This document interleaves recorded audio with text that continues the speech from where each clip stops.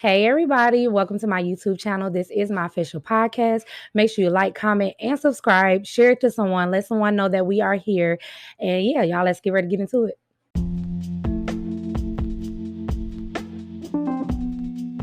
Hey, you guys, and welcome to Grace and Guided. This is a faith-based podcast where everything we talk about leads us closer to Jesus. My name is Tawana, and I am simply here to inspire, encourage, and motivate you to pursue your God-given purpose by uniquely being you. Thank you so much for tuning in this week. I do pray that you are blessed and encouraged as we learn what it means to be graced and guided. Hey, you guys, and welcome back to Graced and Guided. My name is Tawana. I am your host. Thank you for joining. Thank you for tuning in this week. If you're on YouTube, make sure you like, comment, and subscribe. If you are listening anywhere else, please give me those reviews, those 5 stars, and leave me a good review. I do appreciate the more reviews, the higher the ratings, the larger platform I will have, and it will expand to more places. So that's why I do ask that y'all do that. Again, thank y'all for listening. If you're listening overseas or other places, thank you so much. I do appreciate y'all for coming back week after week. Those who's been here, welcome back. If you are new, welcome to Grace and Guided. Yeah, y'all. So let's get into the message. So I know this topic was like, if you've seen it, you know, it's probably like a little like, wait, what? Because I know we don't hear this too much. We hear the complete opposite. Prepare, prepare, prepare. Get yourself ready. Do all this other stuff, right? I'm not telling us not to prepare in the sense like don't be ready. But what I am wanting to do is do a mind shift. What I am wanting to do is shift perspective so that we're not so caught up in the preparation of a person that we're losing sight of our own purpose. See, what you don't ever want to do is be so focused on someone else's life, that you don't have not taken the time to evaluate your own or really sought out the Lord to know what it is that you're supposed to be doing. So what had me really come to this is in my own walk, okay, and I can really only speak a lot, y'all, from my own experiences and things I've been through, things I go through, things I personally know. A lot of what I realize is when my mind is focused on a particular person or my mind is focused on that thing, it can be distracting because you're wondering when is it going to happen, how it's going to happen, what's going to happen. You know, you're always kind of on guard for when it does come. And I just feel like it can be a distraction. You know what I'm saying? I'm not saying it's a bad thing, especially if God has told you something and God showed you, you know, but sometimes it can be a distraction to the point that you are not even focused on all that you should be doing because you're so caught up in the next season or so caught up in the next thing that you haven't fully prepared for this season. You're not fully walking in the purpose of this season. So I want us to get to a point that we're believing God that one day we're going to meet our future partner. Okay. One day we're going to meet our spouse. One day God is going to bring us that person. And not everybody that come in our lives, we have to consider like, oh, is this the one? This one? Because I went through that a lot too. Like before my last relationship, and it was always, is this the person? Is he the one? Could this be the one? You know what? You know, because a lot of it was about me. I was looking at a lot of potential. That was a part of my downfall too, is because potential was okay to me. You know what I'm saying? Like if you looked like you had it together on some things, but not all things, I had the mindset that I could fix you, right? I had the mindset that I could do something to make you a better person. I could help you become more than what I seen. And that's such wrong thinking, you guys. Like we should not be thinking that we are called to fix a person, that we are called to change a person, that we are called to save a person. That is not our job, ladies. That is not your job. That is not your calling. That is not your responsibility to win a man over to Jesus, especially someone you are talking to in the relational context. Why? Because it's just not your position. Like I have found myself always trying to save somebody and found myself irritated and frustrated because I'm trying to get this man to do what I'm doing. And that's simply just not who he is. That's just not who he is. And if it's not who he is, baby, ain't no you can say, ain't no praying you can do, ain't no fasting you can do, ain't no warfare you can go in. Like, why do you spend so much time doing that on somebody who hasn't made no commitments to you, right? Like who may know it. When I say commitment, have not vowed to spend the rest of their lives with you. Don't even find you valuable enough that they're willing to put a ring on it, that they're willing to wife you up, that they're willing to settle down with you, okay? Because they see that much value in you. Why are you spending so much time trying to prune, trying to prep, trying to prepare, trying to help, trying to get this person on their feet when they have made no commitments that they're willing to commit to you for the rest of their lives, right? Because of that, I had to realize that, listen, if you are not walking in your purpose before you come in my life, if you are not walking in who God has called you, if you are not walking in knowing who you are, there's nothing I can do for you. One of the struggles I went through with my ex is because he didn't really know who he was. Because he didn't know who he was. I found myself trying to validate more than I should have, and then almost having to shrink my own values of myself to low-key make him feel better about himself. That's just the reality of it. I had to almost shrink because me finding value in myself, or me seeing myself at this greater level that I knew of myself, it was like I almost couldn't say that to him because he felt like I was trying to outshine him in so many ways. And I wasn't. I was truly just being myself. But that's what happens when you're with someone who doesn't know who they are. Your gifts, your talents, your leadership, your everything will feel like control or feel like an overpowerment because they don't know who they are. So for you to walk in your boldness, they don't know that y'all can walk together and be in that, but you doing that, it will almost make you feel like, or make you look like, you're trying to be better than them, and that was never the case. That's never what I was trying to do. So I realized I have to be with somebody who knows who they are, who understands who they are, whose mindset is set on Jesus, and who understands where they are going. Because I understand that for myself. So just getting back to, why am I saying stop preparing for the future spouse, stop preparing for your husband? Sis, because you got to get to a point that you have been completely baked, that you have been completely surrendered in the things of God before he even gets you to that next chapter.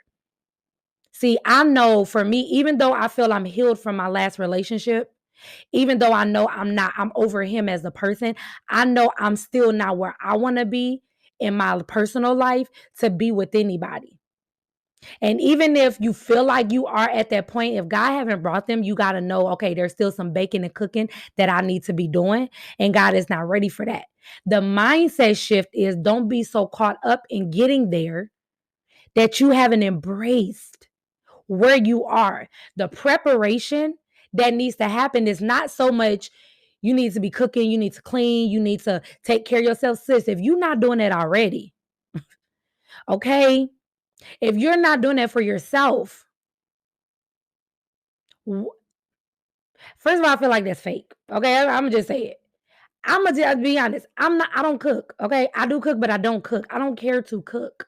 I'm not you gonna have a dinner every Sunday meal, or every night of the week. You gonna have a home cooked meal. That's just not me. Can I cook? Yes, I can cook, and I cook pretty good. But that's not my first. That's not my ministry. I'm not that wife. That's just what it is. I'm not. So if you're looking for somebody who's gonna give you a home cooked meal every night, baby, I'm not her. I know that about myself, and I'm not gonna fake it for you or try to act like that's who I am for you to like me or for you to accept me. That's not who I am. Now, if things happen, with the person I do get with, and God shift my mindset or shift my heart, or I'm in a position where I can do it, then yes, I will do it. I'm not saying I can't change, but right now, that's not who I am. And I'm not finna get in this kitchen to cook every day just for when a man come on and make sure I cook him a meal every night. Yeah, sir, no. That's just not who I am. I'm not saying I won't ever cook, but you can't expect that from me. Because I'm telling you straight up, that's not what you're gonna get from me. So the traditional housewife, or the traditional wifely duties, when we say prepare, That's not always who you are as a person.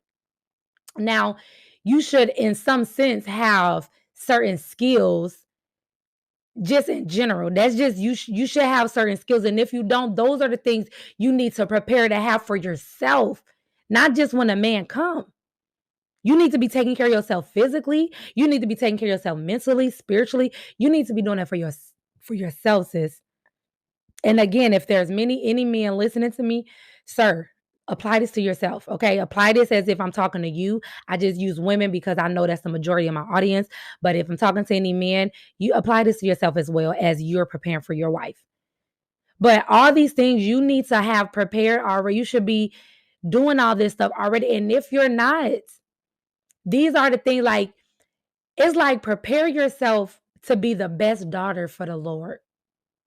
Prepare yourself to be God's best, not to be your husband, future husband's best. Yes, that's what we want. But first things first is prepare yourself to be God's best. Am I God's best in this season? Is God proud of me in my single season? Is he proud of me? Is he smiling down on me? Have I done all that I should have done in this season before I even consider bringing somebody else in my mess? Or am I still all over the place? Is my finances in order? For myself, again, it ain't just preparing for him. Are my finances in order for myself? Have I worked on getting out of debt? Have I paid off of things? Have I gotten things situated? Or am I bringing somebody in to have them fix what I messed up? That's what I'm saying. What are you preparing for? Prepare for yourself. Don't be so focused on trying to prepare for him, because then it's going to, again, that to me, that's fake. Because then you're not doing it. You're only doing it for a person. Then what's going to happen is you're going to feel like you've accomplished all this and he still didn't come, and then you're going to have attitude at God. Because you was doing it for the wrong reasons. You was setting yourself up for a person when you should have just been doing it for yourself and ultimately unto the Lord. Knowing that the Bible says, knowing that your work is not in vain. Do all things, do it unto the Lord. Do it unto the Lord. Do it as if you're doing it unto him, not for a person. Prepare your heart for yourself. Prepare your heart to be at a place where you feel satisfied, where you feel like I have conquered so much in my life that when a person come along, first of all, you're not a baggage to them. You're not weight to them. You don't feel, and a real man, let me just say this, and I can only say this because I've heard a lot of men say this. A real man that's not gonna care about helping you pay things off or paying off your debts or taking care of things for you or preparing or having stuff ready for you. Sis, if God bless you, when God bless you with your kingdom spouse and all those things come, sis, that's a bonus. Sis, that's a bonus. But what you're doing is you're not depleting from him. You're adding to his value system. That's what that's going to do. Because what I believe what a man is doing, or a real man is doing, is having things set aside for you that when you come, he's gonna take care of you so good that you won't even feel like you know what I'm saying? Like you're gonna feel like you're well taken care of. That's what you should be wanting. Not somebody you got to get with and then help build up and get to that point. Come on, those days of build a man is over. Okay. Since I don't know who I'm talking to, I don't know how old she is. If you young adults, teenagers going into relationships, or if you're a grown woman and you old enough and you've been married and divorced, it doesn't matter what season you in.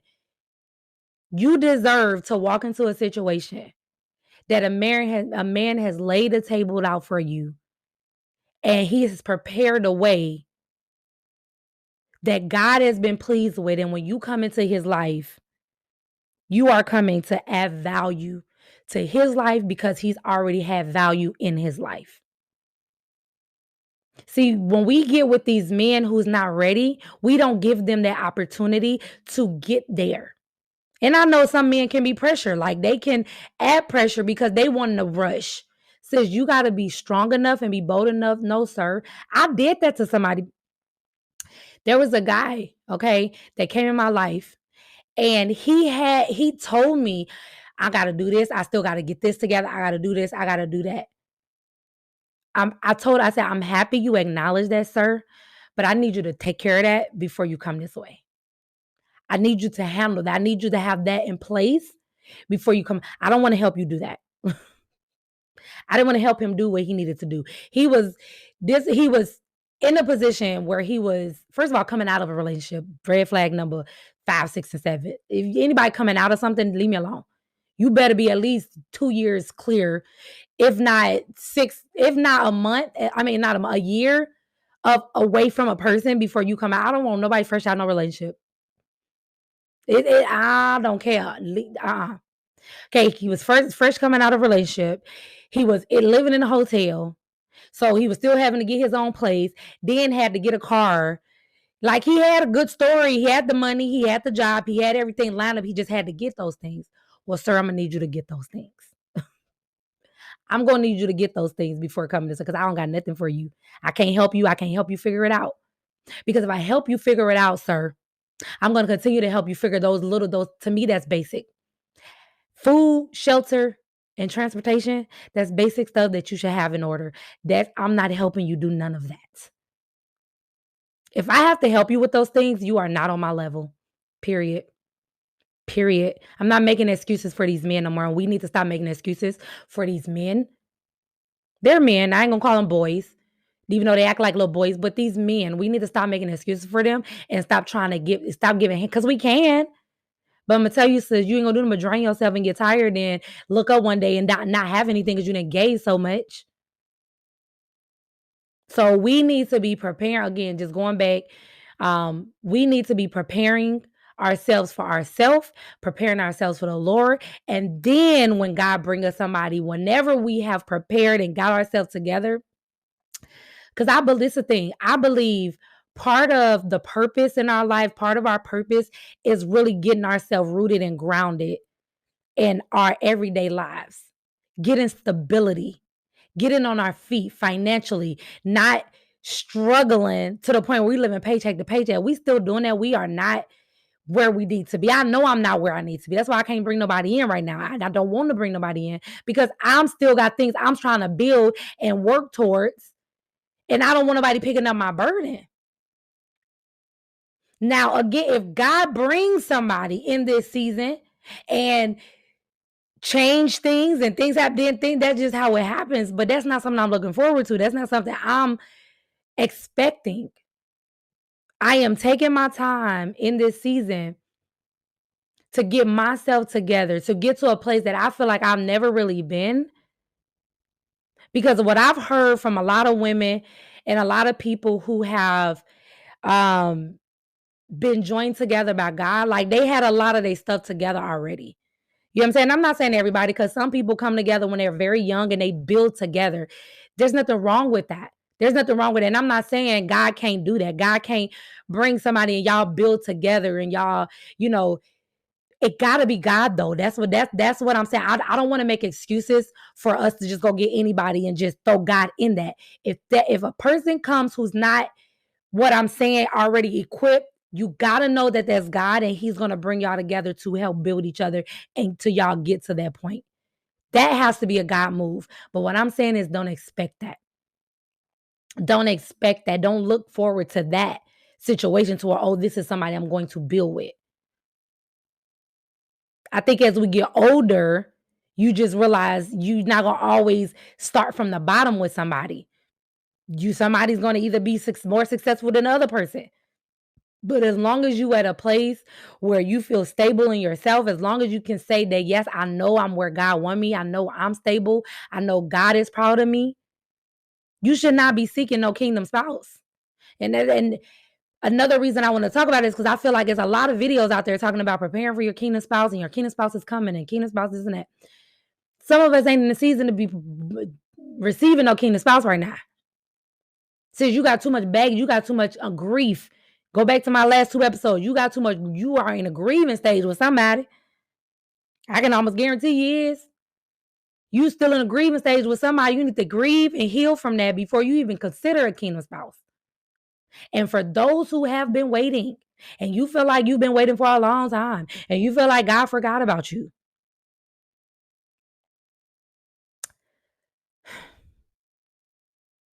What I will say is check your heart. Check your heart. Check your motives. Check your heart.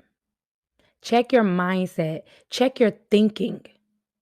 Have you truly been walking in the things of God? Have you truly been walking in purpose? Have you truly been waiting on the Lord to bring you somebody? Or have you been, I mean, he knows this. That's what I'm telling y'all. I was 8 years single, physically celibate, not with nobody, but I really wasn't single. So I could say, yeah, I waited 8 years, but I really didn't wait. I really wasn't waiting. I really wasn't in my waiting season. And I hate to even say waiting season because what am I waiting for? I'm not waiting for, even right now, I'm not gonna say I'm in my waiting season. I'm not waiting on anybody. I'm living my life. I'm living on purpose. I'm living in my purpose. And when God see fit for that person to come into my life, he will bring that person into my life. But I'm not waiting on anybody because if I was to die today or tomorrow, I didn't sit around waiting on no man to come for me to now do what I'm supposed to do. That's the difference why I say I'm where I'm at now and where I was at before. So for those who have been waiting or you've been, that's probably the problem because you've been waiting. Says you gotta stop waiting. I don't know what you're waiting on. If you're waiting on a man, if you are waiting on a man, sis, you gotta let that go. Okay. If you are waiting on a man, you gotta let that go. God ain't in a rush. God ain't in a rush. God cares who you are in that relationship. He doesn't care about you getting in the relationship. He cares about who you are in the relationship, not getting in one. He don't care about your status. He don't care that you've been single for a long time. He don't care you still a virgin. He don't care. That is not his concern. His concern is your heart. And I'm not, and don't take what I'm saying as cookie cutter like this applies to everybody. Some of y'all have some really unique situations, some really unique stories. You don't know why God is saving you. You don't know why God is holding out on you or what he's prepping you for. My encouragement to you is don't give up. Okay? Don't give up on God. Don't give up on the season. What I am telling you is don't sit around waiting. Live in purpose. Live on purpose. Do you, boo? For real. Do you with no consideration of another person. Don't do stuff just because in case another person come. Don't be moving just in case you see your husband. Don't do nothing just in case he comes.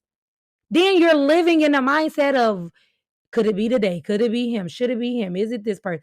You live such on the edge and on eggshells, waiting and wondering. There's no, that's just bondage to me. I feel that's bondage. I feel I was in bondage those years because it was like you just wonder, oh, that's too much. Now I live in such freedom because I don't care. Because if you see me at the grocery store looking crazy, but I mean, I don't go nowhere looking crazy. Like I try to make sure I'm presentable everywhere I go. I don't walk out of this house in bonnets. I don't walk around in house shoes. I don't walk around like I'm just, now you gonna see me in gym clothes more than you see me in anything else. You gonna definitely see me in some gym clothes. Hair probably got a hat on, probably got a ponytail in the back. You gonna see me looking crazy some type of way, but I'm gonna look still like, you know what I'm saying, like presentable. But I don't care. I don't care how you see me. I'm not worried about if you see me. Because if you see me in my worst, that means you're gonna love me at my best. Which it tripped me out one day. I remember feeling like I went to a gas station. And when I tell you, I literally ran out the house like it was no thought into what I had on. I think I was rushing to go do something. Ran in, went to the gas station to grab something. Got back to getting ready to go back to my car and go run somewhere. When I got in the gas station, like it was somebody. This man was really trying to holler at me. I was I was blown away because I knew I was looking a mess, like an absolute mess. And I remember making a video that day on social media. I think I made a reel or something, and I said, you know what? Um, I think I said not trying to impress people impresses people more than trying to impress people. Like I was not even trying, and I was still getting somebody trying to holler at me. That just to me, it was just like, okay, I don't got to do nothing to make you like me. You either like me for who I am or you don't. And if you don't, that's fine. But I'm not going to go out of my way to try to impress somebody or try to make you like me or try to make you fall for me or try to look like this just in case he see me. Baby, I don't care how you see me. I'm not living under that pressure to make sure I look a certain type of way just in case. I don't care. But this is the freedom I'm talking. This is the freedom I live in. I live in the freedom that believing and trusting that God will bring me somebody. But I also believe I don't have to do anything for him. Who I am, and because I know I'm walking in my purpose, because I know I'm seeking God daily, because I know God is changing me daily, God is turning me into the wife I'm supposed to be. That when he comes, I'm going to be who I'm supposed to be for him because that's what God did for me, not something I did for myself.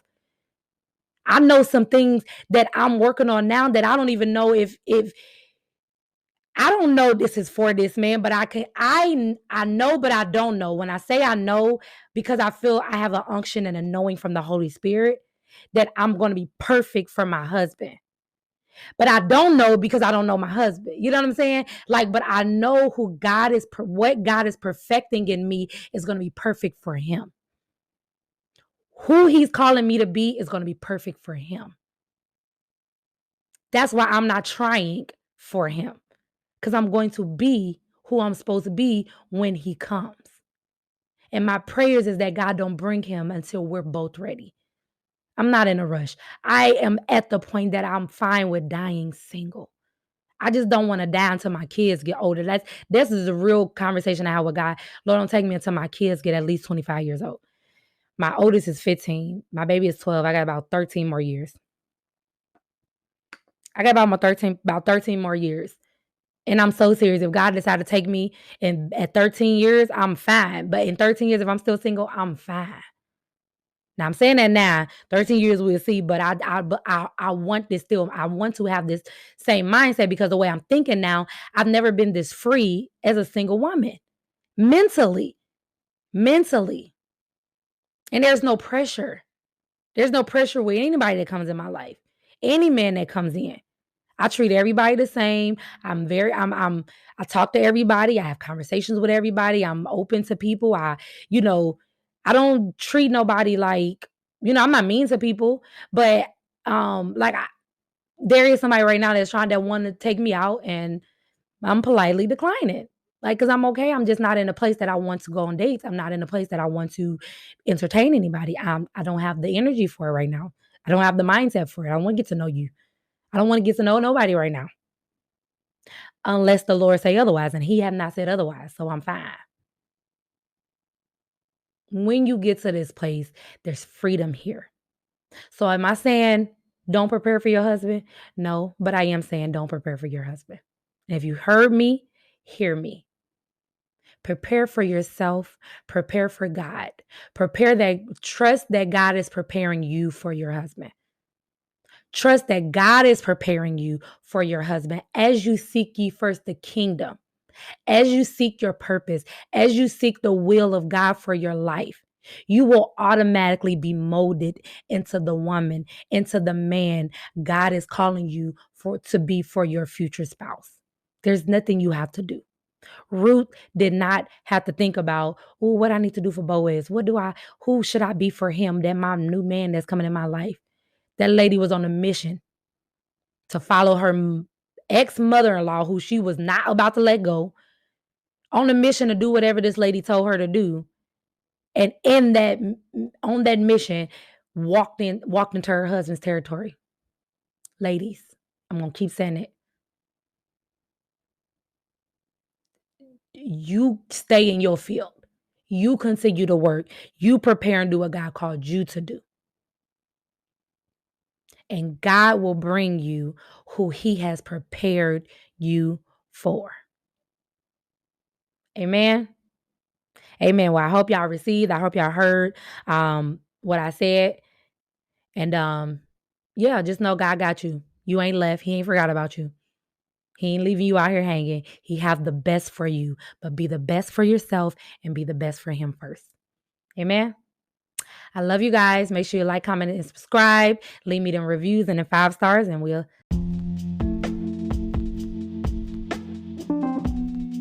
All right, everybody. Thank y'all so much for tuning in this week. I do pray that you got something and received on this week's episode. Y'all listen, make sure to follow my socials, Instagram, Kingdom Minded 23, and also Tawana Motivates on Instagram. And please, y'all, subscribe, like, comment if you are on YouTube, and make sure you go to my YouTube and follow me on YouTube. Again, thank y'all so much for joining this week. And y'all, we'll be back next week. Have a good one. Peace.